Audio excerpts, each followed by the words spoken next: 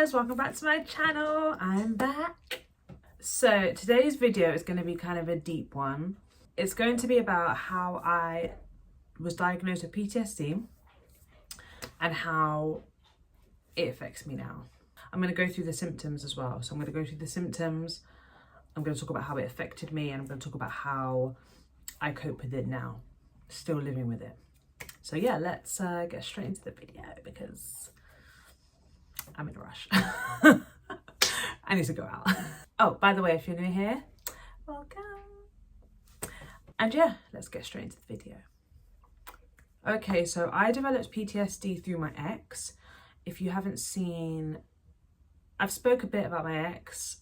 I spoke about kind of my domestic abuse story. I split that into 2 parts and it's on my channel, so if you go and watch that, then I'll probably leave it down here below, like a little picture.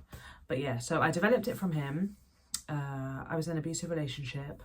I was in it for 4 years and it literally traumatized me. It literally changed my entire life. It changed the way that I thought. It changed the way that I acted. It really did fuck up my life at the time, but now I'm kind of happy because it did make me, it kind of humbled me a bit. It also made me a bit better. Not humbled in the sense that I deserved what I got, but like it made me look at how I treat others differently because of the way someone treated me, if that makes sense. The way he treated me, because it was so bad, it made me look at other people with more empathy. When I was young, I didn't really have empathy. I didn't even know what the fuck that shit was. So yeah.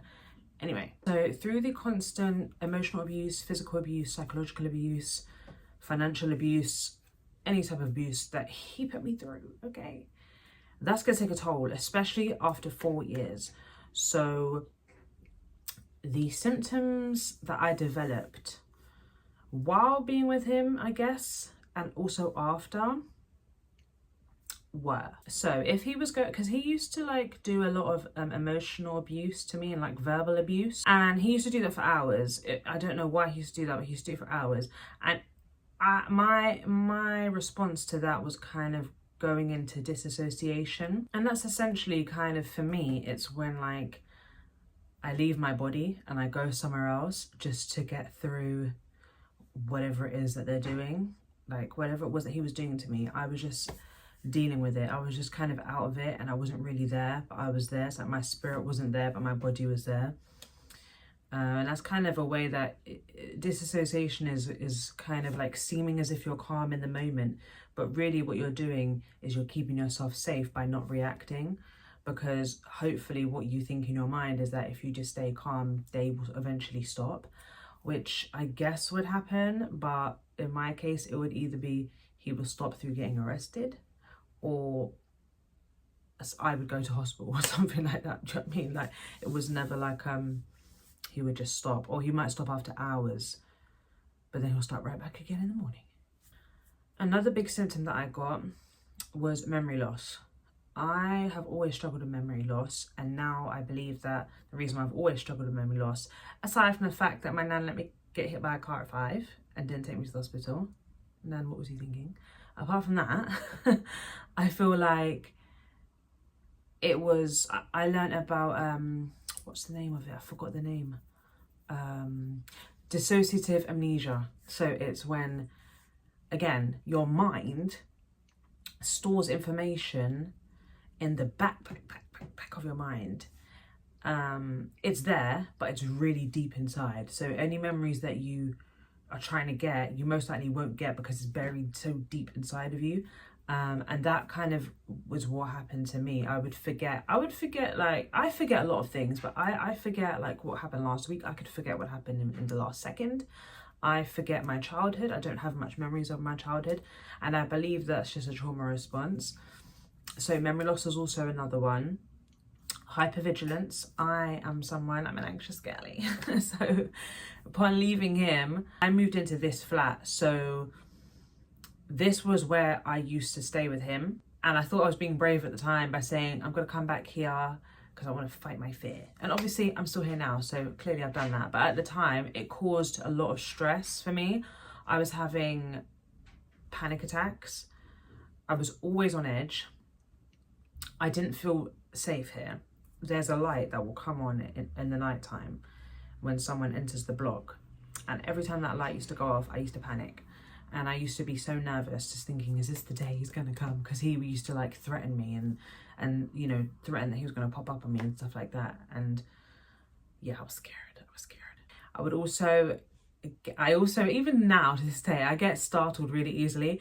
If I'm focused on something and someone pops up and like does something, like, I don't know, they could just pop up and just stand there, not meaning to scare me or anything, but it will make me jump and I'll be like, ah, do you know what I mean? And I do it all the time. And I realize that that's a trauma response because I'm always in a state of panic without really knowing. It's more subconscious. So that's another thing. Another symptom of PTSD that I developed is like loneliness and isolation. So I still kind of isolate now to this day, which is not the best thing to do because I kind of think it's affected my social skills. But yeah, I was definitely feeling lonely. I was definitely isolating myself. I didn't really want to go out and do things. I didn't want to go to certain areas because I was worried in case I bump into him, because some of my friends, they would live around that area where he was known to be, and I just didn't really want to go there. I wasn't driving at the time as well, so there was no way I was getting on public transport. If I was to go anywhere, it would only be by cab, or it would be around where I live now, and it'll be like one bus or one train away. I wouldn't want to get on multiple modes of transportation to get to somewhere because I'm worried about, one, how I'm getting back, two, who I'm going to bump into. Yeah, and I really hated it. So that was another symptom. There's literally loads. Another symptom that I developed was substance abuse. I used to drink a lot. I did smoke a little bit, but I was never really a smoker, like heavily addicted. There was times where, because my ex was a smoker, and sometimes I used to still use weed, and like it would help me relax. And I did it when I left as well, because again, it really did calm my mind down and help me relax. But I've always been the type of person to not rely on substances. Like, if I tell myself I want to stop, then I can stop, you know what I mean? So if I'm doing it, it's because I want to. So like, I would drink, like I would literally buy a bottle of like Echo Falls, or the Blossom Hill, or the Pink Moscato, what's it called, Barefoot, like all of that. I'll buy one every single night to help me sleep, because I would be scared. I would have intrusive thoughts, that's another one. I would have so much going on, and it was just really stressful. So I did rely on substances for like a short period of time, but I got over that, so thank God. Another issue I got, which I now know was related to stress, is I had severe gut issues. I have severe gut issues now, but I developed gut issues, and I believe it stemmed from my PTSD, because when I was with my ex, the abuse was so bad to the point where it's like he didn't even like when I would open my mouth and talk. So I felt like I couldn't express myself anymore. Like, I'm a very expressive person, if you know me. Like, I'm quite loud. I speak my mind. Like, I'm not afraid to hurt feelings or anything like that. But this individual kicked me down so low where I felt like I could not open my mouth. And when you are not able to express yourself, what you do is suppress it. So I think through the years of suppressing my emotions, and then when leaving, I'm kind of suppressing them even more while developing more things like hypervigilance and anxiety. All of that is going to fuck up your gut. On top of that, I had lost a lot of weight. I had stopped eating. I was drinking. So it was like a lot of things were going into it. So of course I developed gut issues. And another symptom I gained was depression. Depression is also a symptom of PTSD, but some professionals misdiagnose and they would just say you got straight depression. But with me, that wasn't the case. When they done the testing for my PTSD, they said, Jesus Christ, you have it. There's no doubt about that. There's no question. So yeah, but depression can definitely be one of them, and I suffered with that severely, i.e. the weight loss that I had, not taking care of my appearance, not, taking care of my hygiene even, just not really giving a fuck about life. I did become slightly suicidal, and that definitely changed my outlook on life and questioning my life choices. So at the time, having PTSD did really affect me. Like I said, I wasn't able to go out and feel safe. The only time I felt safe is when I have Chico. When I have him with me, I feel 10 times more safe. I'm afraid of like things that I never used to care about before. Like, I won't stay out, walk the streets past 10 o'clock alone. I didn't used to give a fuck about that before. I'd be up at 5, 6, 2, 3 a.m. and didn't care. I am scared of like natural disasters happening and fucking killing us all. Do you know what I mean? Like, I'm scared of, if I see men, I'm scared like of getting kidnapped or getting robbed or sex trafficked or all these things. I now have this fear of, where before him I never had this fear. So that definitely affects my social life. I am a lot more reserved now.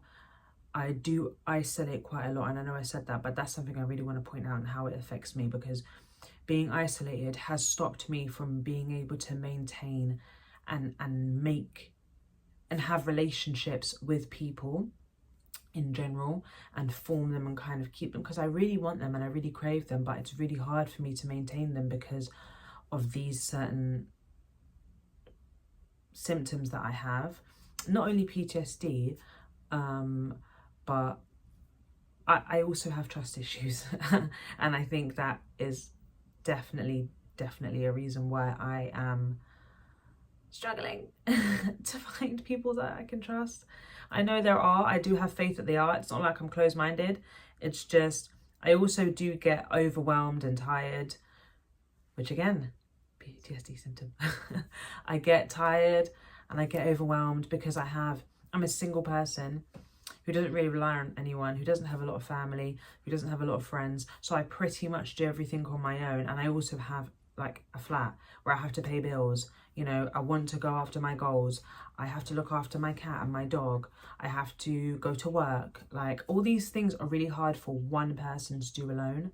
I don't know, we're holding up 2 fingers. For one person to do alone. So that, on top of maintaining and making new friends and maintaining relationships, is really difficult for me. Again, that's not just due to PTSD, but that definitely contributes to it, because I never really used to isolate myself before. I used to always want to be out, and I know that's also could be like associated with age, but I am kind of an outspoken person, and I'm quite lively and I enjoy social interactions. It's not like I don't, you know. So, but I do have my moments, which brings me to feeling overwhelmed. I feel overwhelmed in environments now. I never used to really feel overwhelmed. I have always been kind of quiet. If there's lots of people around, sometimes, depending on what the environment is. But now, like, I've noticed, like, I don't really like clubbing and stuff anymore because the crowds are really loud and I just get overwhelmed with all the bodies and people and noise, and I don't know, it just really affects me now. And it never really used to. So I kind of prefer quiet settings, not quiet, but like more intimate settings.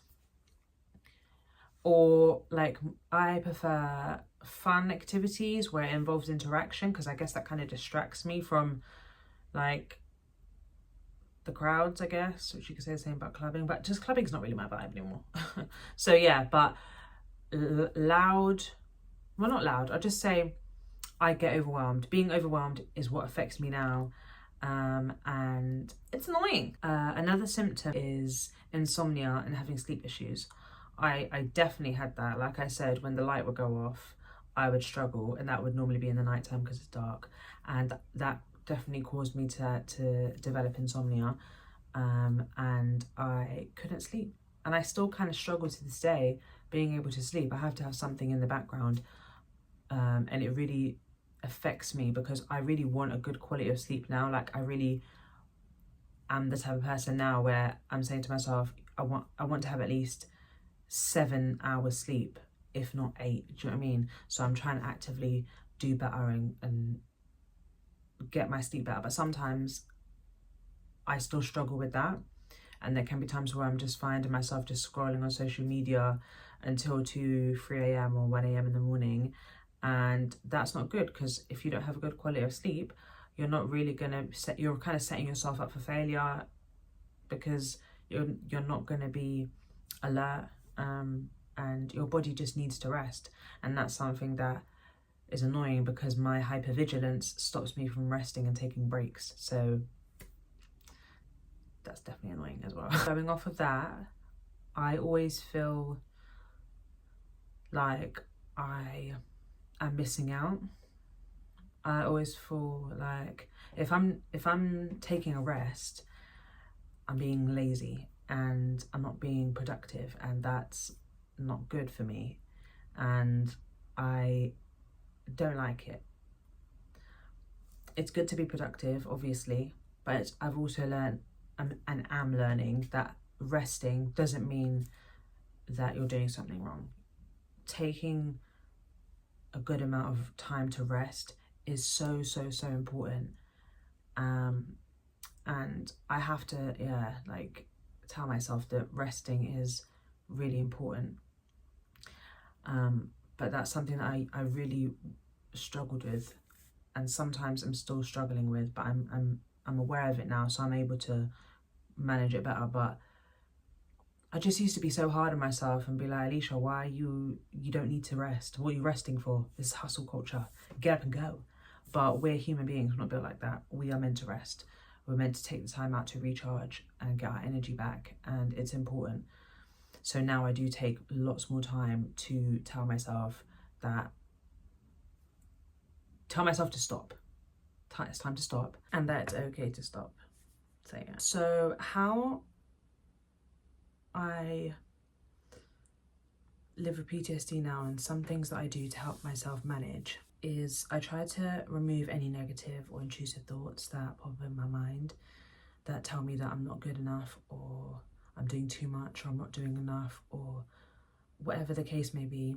I try and replace those thoughts with kind words and compassion, because self-compassion is very important. Again, you need it to survive. I feel like everybody makes mistakes, we're not all perfect. Once you realize that and have that compassion for yourself, you'll be able to tackle things a lot better. And that's kind of what I tell myself when I feel like I'm not doing the best, or I'm not doing the best, like I'm not feeling the best. If I'm not feeling the best, I tell myself that. Spending time with friends, socializing is something that now I'm definitely taking more of an active step in. I'm not going to overdo it, because I feel like it's not really who I am anymore. I'm not going to be out in the club popping it like that. I might once in a while, if there's like an occasion that, you know, I feel comfortable doing it in. But just having social interactions with people that bring out the best in me, and that also goes for family and friends, and also men as well. Going to therapy and educating yourself is one of the most important things. It's probably the main reason why I am the way I am today, is because I educated myself and I went to therapy. If you can't afford therapy, or you're not entitled to therapy through NHS, go on YouTube and educate yourself, because that's what I did. I did therapy. I wasn't able to afford private therapy because it's really expensive. So I educated myself online. I researched about the conditions that I have, and I took the time to gain the knowledge to help me practice ways to be better. And that helped my PTSD symptoms a lot. Not all, but it helped a lot. I still believe that I need therapy to this day, but again, when I get the money, I'll do it. I ain't got the money right now because I ain't paying it. It's really expensive. Like, I pay a lot of bills already, so having that bill on top of it is not, I just can't be doing it right now. Eventually I will go back to therapy though, because there are some things from my childhood that I need to address. But not right now. But I definitely advise you to do therapy. I used to hate therapy. I never used to think therapy I used to think therapy was a waste of time. But if you find the right therapist who knows what they're doing, has enough like compassion, empathy, and you guys click, then it can be really, really beneficial for you once you realize that the person's not judging you and they're here to help and educate you. So yeah, move your body, go to the gym, Pilates, yoga, hikes, flipping whatever it is, do it, because it's scientifically proven that moving your body has amazing benefits for your mental health. And PTSD at the end of the day is a mental health disorder. It's all in the mind. So moving your body and distracting yourself through movement is also beneficial for your physical body, but also your mental. And that's something that I do regularly. I have a dog as well, so I'm always up and at. I always have to walk at least 30 minutes a day, and that really helps like me feeling overwhelmed. If I need a break from social media or music or whatever I'm doing, listening to whatever, when I go outside and I feel, even if it's a rainy day, just having fresh air and sunlight can really help change your mood and make you feel better. I actively try to manage my sleep better by recently I've been listening to these YouTube like stories where it's like kind of like meditation, where they have like a soft, calm voice and they talk you through a little tale and they sound so peaceful. Within 4 minutes, I'm asleep. And even though sometimes I feel like, what am I doing listening to this? Is this what it's come to for me to close my eyes and fall asleep? Yes, because I can't watch movies anymore and I fall asleep unless it's really, really boring. I'm gonna watch the whole thing, and I can't afford to do that if it's a work day or I need something important to do the next morning. Like, I need to get to sleep now. And these stories or these meditation guide thingies are so good for just knocking you out. And why not do it? Like, if you know it's going to help you, it definitely helps me. And like I said, getting a good amount of sleep is really beneficial for your brain activity. Your brain needs to shut the fuck up. It needs to sit down and take a minute to recharge. And it's also good for, like, this can sound weird, but it's also good for your skin. Like, when you sleep, our body recharges. And if you've got skin problems, I've got skin problems from hormones and also my gut. And sleeping really helps balance those hormones and helps recharge and rejuvenate my skin. So, as well as going on to my next point, have a healthy diet, a well-balanced diet. Doesn't have to be flipping not eating anything, eating just salads and shit. Like, just make sure your diet is balanced, but you're also putting good stuff into you, not just fucking junk. There's nothing wrong in treating yourself, but don't overdo it, because having too much processed sugar, eating too much flipping McDonald's and fucking KFC, it's just not good for you. It's really not. Like, I've learned that now. Like, I will have it sometimes here and there, but I know it's not good for me, so I try and stay away from those foods and stick to whole foods, which are really good for your brain, and help you maintain energy throughout the day, and again help clear your skin. Just all these benefits. So have a go at that, because that's something that really helps me manage my life and also my PTSD symptoms. So yeah guys, that's all I've got time for today. Thank you guys for watching. I hope you enjoyed. If you have any tips on any new videos or opinions that you have or questions or anything, leave them in the comments below. I will get back to you. And thanks so much for watching. Like, share, comment, subscribe, all that business, and I'll see you guys in the next video. Okay, bye.